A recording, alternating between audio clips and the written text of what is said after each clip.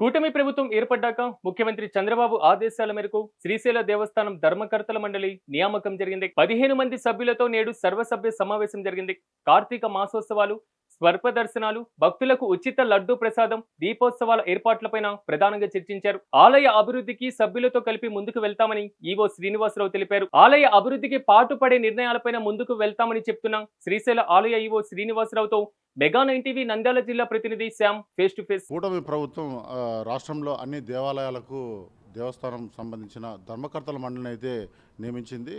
మనకైతే ఇక్కడ అక్టోబర్ 13వ తారీఖున మనకి శ్రీశైల దేవస్థానానికి ధర్మకర్తల మండలికి సంబంధించి అయితే ప్రమాణ స్వీకారోత్సవం జరిగింది. అయితే ఈ మోడీ పర్యటన ఉండగా మొదటి సర్వసభ్య సమావేశం కొద్దిగా ఆలస్యంగా జరిగింది. అయితే ఈ రోజు అయితే మొదటిసారిగా శ్రీశైలం ధర్మకర్తల మండలి సర్వసభ్య సమావేశం అయితే విజయవంతంగా జరిగింది. ముఖ్యంగా ఇక్కడ ఆలయ కార్యనిర్వహణాధికారి శ్రీనివాసరావు అధ్యక్షతన, అలాగే బోర్డు సభ్యులు 16 మంది కూడా ఈ యొక్క సర్వసభ్య సమావేశంలో పాల్గొన్నారు. అయితే ఈ సర్వసభ్య సమావేశం సంబంధించిన నియమ నిబంధనలు ఏంటి, అలాగే దేవస్థానానికి సంబంధించి పరిపాలనా విభాగంలో వీళ్ళ పాత్ర ఏంటి అనే విషయాలు మనం ఇక్కడ దగ్గర ఈవో శ్రీనివాసరావు గారు ఉన్నారు, ఆయన కంటే కొన్ని విషయాలు తీసుకుందాం. సార్ చెప్పండి, బోర్డు సభ్యులు మొదటిసారిగా మొదటి సర్వసభ్య సమావేశం సంబంధించి ఇక్కడ మీరు ఏర్పాటు చేశారు, అందరు కూడా పాల్గొన్నారు. వీళ్ళతో ఎలా ముందుకెళ్ళి దేవస్థాన అభివృద్ధికి ఎలా పాటుపడతారు? ఓం నమ శివాయ, శ్రీమాతృ నమః. ఇద్దరు సభ్యులు తప్పక మిగిలినటువంటి వారు అందరూ కూడా ప్రమాణ స్వీకారం కార్యక్రమం మొన్న 13వ తారీఖు పూర్తయింది. ఈరోజు మొదటి ధర్మకర్తల మండలి సమావేశాన్ని ఏర్పాటు చేయడం జరిగింది. ఆ మిగిలినటువంటి ఇద్దరు కూడా 27వ తారీఖున వారి యొక్క వ్యక్తిగత కారణాల వల్ల ఈరోజు రాలేకపోయారు. కాబట్టి 27వ తారీఖు ప్రత్యేకించి వారిద్దరిని కూడా ప్రమాణ స్వీకార కార్యక్రమం పూర్తి చేసుకోవడం ద్వారా ఏదైతే ప్రభుత్వం నియమించినటువంటి 17 మంది ధర్మకర్తల మండలి సభ్యులు మరియు ప్రత్యేక ఆహ్వానితులుగా నియమించబడినటువంటి 6 అందరూ కలిపితే 23 మంది దాకా మనకు ఈ ధర్మకర్తల మండలిలో ప్రత్యేక ఆహ్వానితులు మరియు మండలి సభ్యులుగా ఉన్నారు. వీరందరూ కూడా సమాజంలో ఉన్నటువంటి వివిధ హోదాల్లో వివిధ సామాజిక ఉన్నతులుగా ఉన్నటువంటి వారు, వారి యొక్క అనుభవాన్ని, అదేవిధంగా ఈ దేవాలయము గౌరవ ముఖ్యమంత్రి వర్యులు తిరుమల తిరుపతి దేవస్థానం తరహాలో అభివృద్ధి చెందటానికి అన్ని రకాలుగా అర్హత ఉన్నటువంటి శైవక్షేత్రంగా వారి యొక్క ఆలోచనలు ఏవైతే ఉన్నాయో దానికి తగ్గట్టుగా మాస్టర్ ప్లాన్ అనే దాన్ని ఇప్పటికే తయారు చేయడం జరిగింది.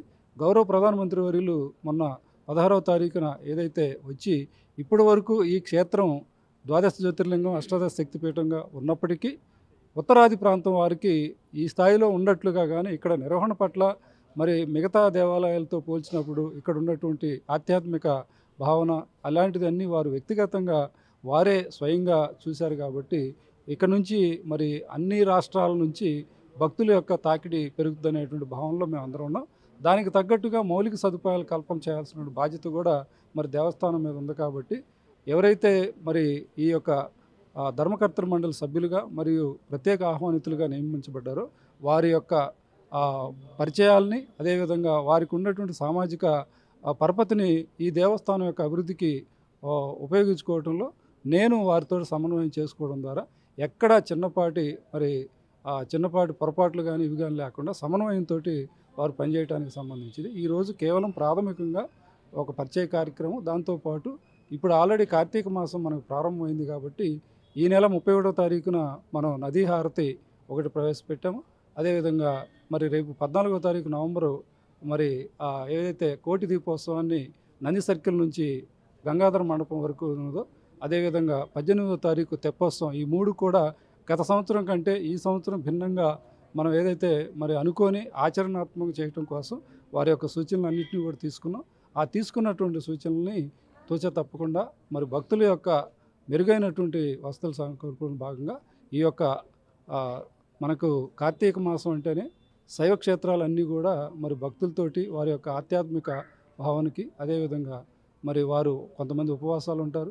అదేవిధంగా సువాసిని స్త్రీలు అక్కడ ఆ ప్రదేశంలో ఒక దీపాన్ని వెలిగించడం ద్వారా వారి కుటుంబాలకు మంచి జరుగుతుందనే భావనతో ఉండే వాటికి అవసరమైనటువంటి మెరుగైనటువంటి సేవలు అందించడమే మా యొక్క లక్ష్యం. ప్రధానంగా శ్రీశైల దేవస్థానానికి సంబంధించిన ధర్మకర్తల మండలి అయితే ఈరోజు మొదటిసారిగా సర్వసభ సమావేశం నిర్వహించుకున్నారు. దీనికి సంబంధించి ప్రాథమికంగా చర్చించకపోయినప్పటికీ భక్తులకు మెరుగైన సేవలు అందించే రీతిలో వివిధ శాఖల్లో అంటే ఆరితేరిన ఈ యొక్క సభ్యులను కూటమి ప్రభుత్వం అయితే నియమించిన పరిస్థితి ఉంది. దీనికి సంబంధించి చైర్మన్ రమేష్ నాయుడు గారు కూడా దిశానిర్దేశ సంబంధించిన సభ్యులకు అందించారు.